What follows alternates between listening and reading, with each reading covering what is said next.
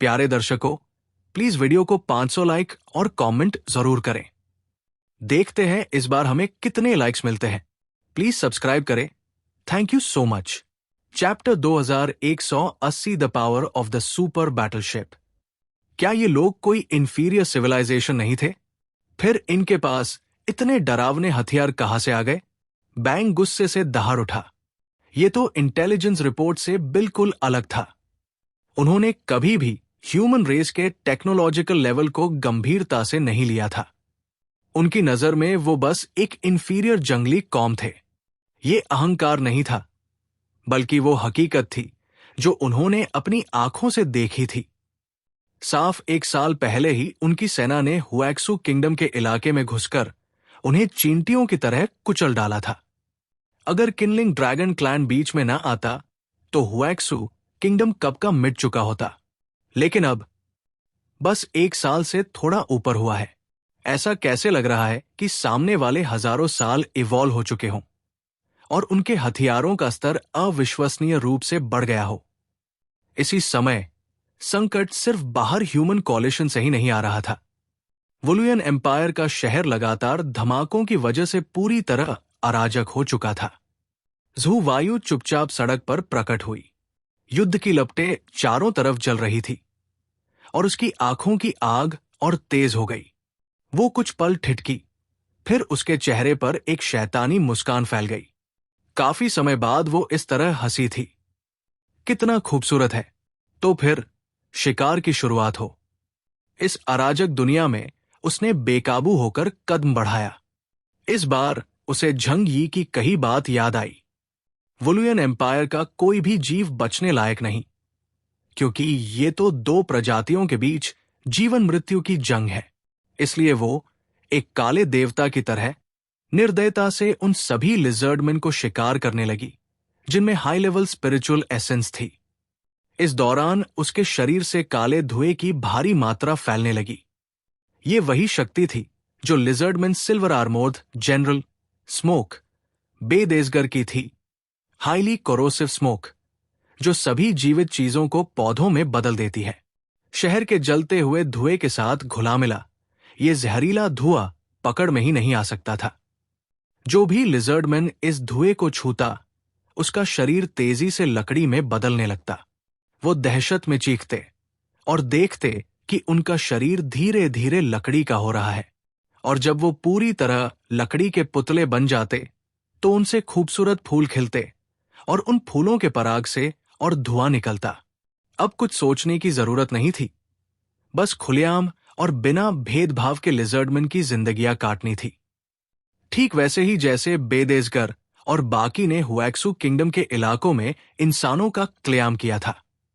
वुलुयन empire के पास 200 से ज्यादा विशाल एनर्जी टावर्स थे जो आसमान में फैले आयरन कर्टन को ऊर्जा देते थे।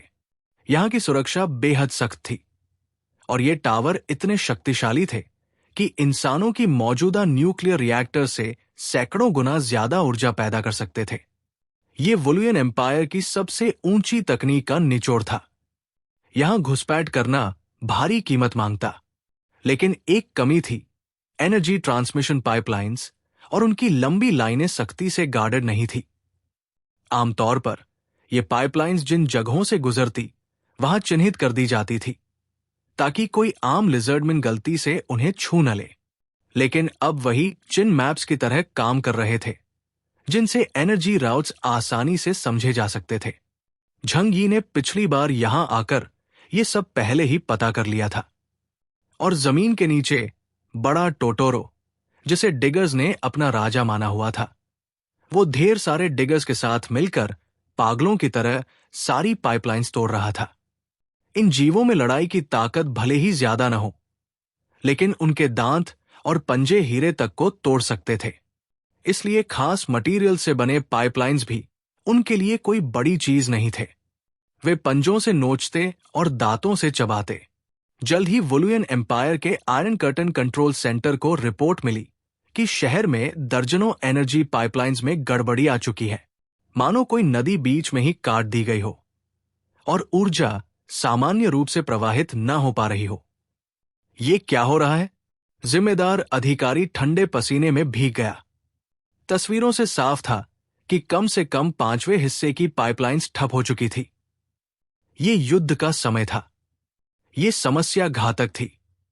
क्या ये किसी धमाके से हुआ है? नहीं, असंभव। सारी पाइपलाइंस 1000 मीटर से ज्यादा गहराई में दबी है। सबसे बड़ा धमाका भी उन तक नहीं पहुंच सकता। और ऊपर से इतनी सारी जगहों पर एक साथ समस्या आना। उसने अपना सिर पकड़ लिया और पागलपन में चिल्लाया, क्या ये दुश्मन के इंजीनियर्स पहले ही वोलुयन एम्पायर में घुस चुके हैं? कोई भी उसे जवाब नहीं दे पाया, क्योंकि ये सुनने में ही पागलपन लगता था। वोलुयन एम्पायर का डिफेंस सिस्टम बेहद मजबूत था। आई ऑफ हेवन पूरे साम्राज्य में होने वाली हर हलचल को देख सकता था। फिर कैसे संभव था कि एक बड़ी इंजीनियरिंग टीम चुपचाप अंदर घुस आए और युद्ध शुरू होते ही कई पाइपलाइंस को एक साथ नष्ट कर दे? जाओ, तुरंत जांच करो और उन जगहों की मरम्मत करो। एनर्जी ट्रांसमिशन में कोई गड़बड़ नहीं होनी चाहिए, अधिकारी ने आदेश दिया। लेकिन उसके अधीनस्थों के चेहरों पर लाचारी झलक रही थी। बाहर पहले से ही दंगे और अराजकता है और यहां भी हालात बिगड़ रहे हैं।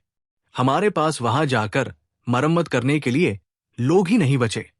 एनर्जी एजेंसी वाकई साम्राज्य का अहम विभाग था, लेकिन वहां काम करने वाले लोग तकनीकी कर्मचारी थे। सामान्य हालात में मरम्मत करना उनके लिए आसान होता। लेकिन अब अगर दुश्मन हमला कर दे तो पहले लड़ना पड़ेगा और फिर मरम्मत। ये उनका काम नहीं था।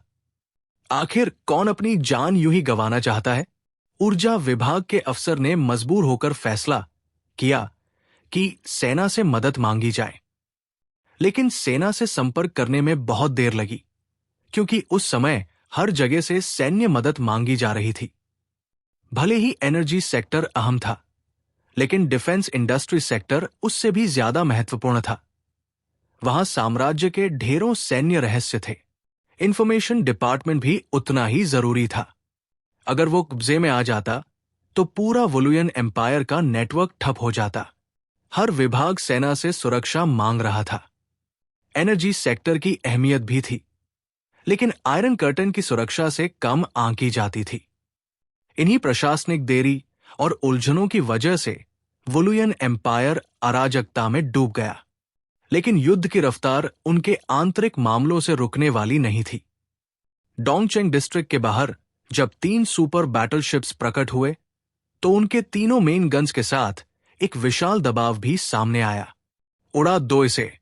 लू कैरन की आवाज में दुश्मन की दीवारें तोड़ने का उत्साह और रोमांच गूंज उठा। चैप्टर 2181, जहां जाओ, किसी को मत छोड़ो। कुल मिलाकर 3 सुपर बैटलशिप्स। ये लगभग पूरे हुएक्सू किंगडम की सैन्य जमा पूंजी को खा गए थे।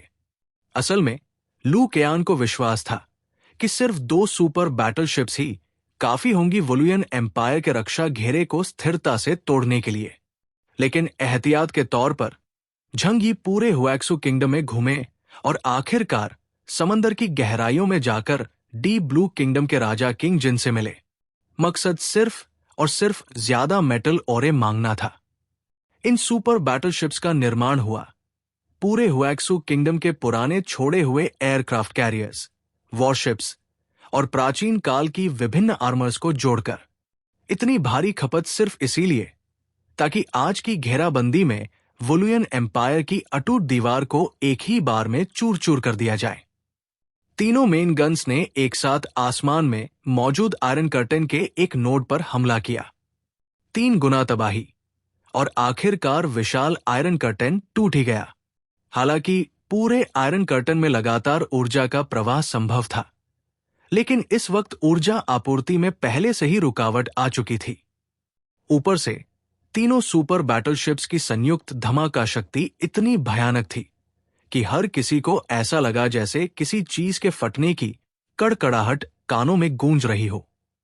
यह महज एक श्रवण भ्रम था, लेकिन नीले आसमान पर फैले विशाल आयरन कर्टन पर सचमुच सैकड़ों वर्ग मीटर का एक दरार खुल चुका था। उस दरार से चारों ओर अनगिनत दरारें फैलने लगी और सामने का बड़ा शहरद्वार सीधा ढह गया।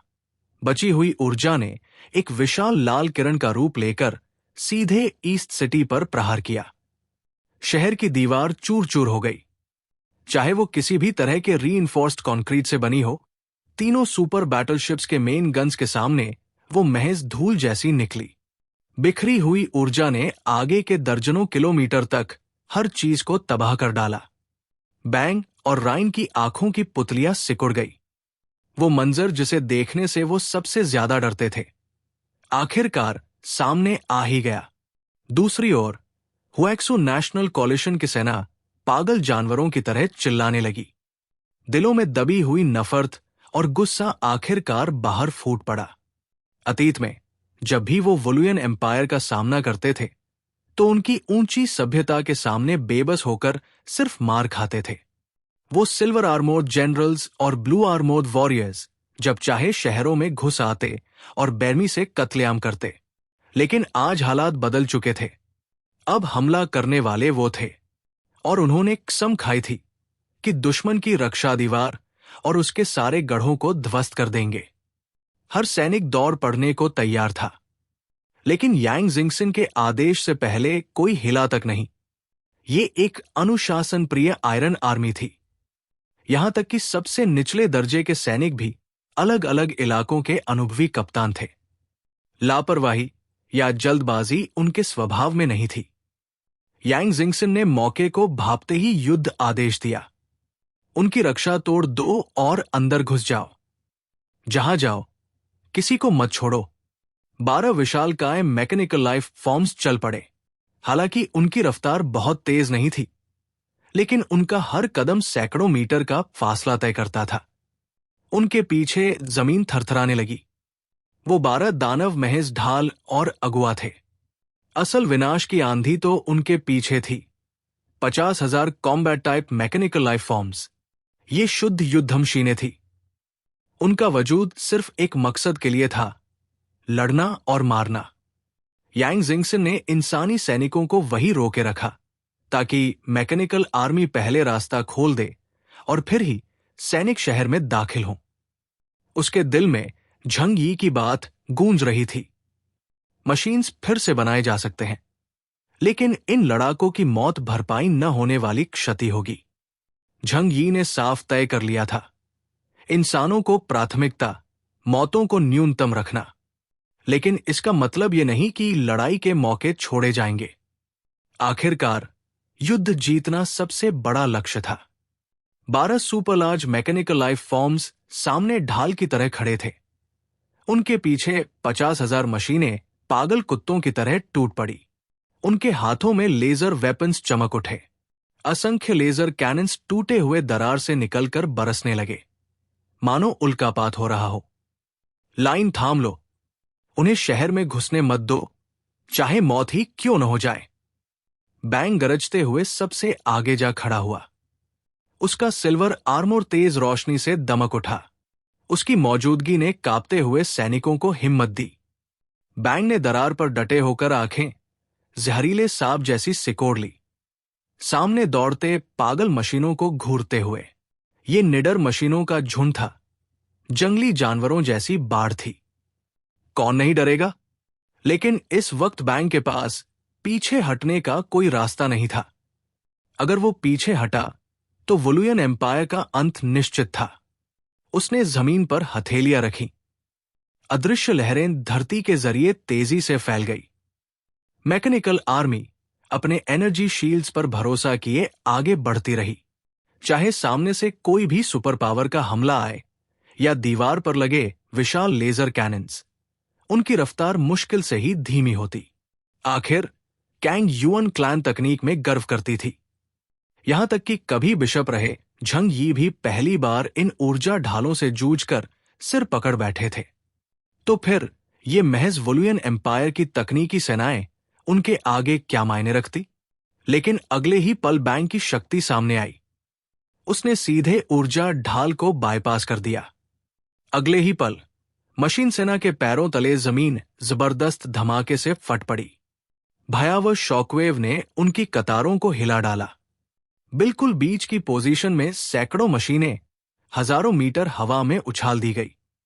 बॉम्ब मेनियक बैंग, उसकी शक्ति थी कि वो जिस भी पदार्थ को छू ले उसे भयानक धमाके वाले बम में बदल सकता था, और ये ताकत हर तरह के पदार्थ को माध्यम बना सकती थी।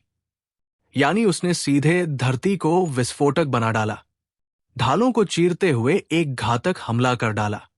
इस हमले ने दर्जनों मशीनों को चकनाचूर कर दिया, लेकिन इतने बड़े झुंड के लिए यह नुकसान नगण्य था। उनकी बढ़त को रोक नहीं पाया। फिर भी बैंक की कार्रवाई ने सैनिकों की हिम्मत जगा दी। उन्होंने बहादुरी से हथियार उठाए और पूरी ताकत से दुश्मन को रोकने लगे। बैंक ने गहरी आवाज में कहा, दूसरी लाइन ऑफ डिफेंस एक्टिवेट करो। उसके आदेश के साथ ही शहर की दीवार से जोरदार गड़गड़ाहट गूंजी। बूम! विशाल दरवाजे खुल गए और अगले ही पल हुएक्सू कॉलिशन ने देखा कि दीवार पर एक झुंड राक्षसी सेंटिपीड्स रेंगते हुए चढ़ रहे थे। ये विशाल मैकेनिकल बीस्ट्स थे, काले लोहे जैसी चमक लिए।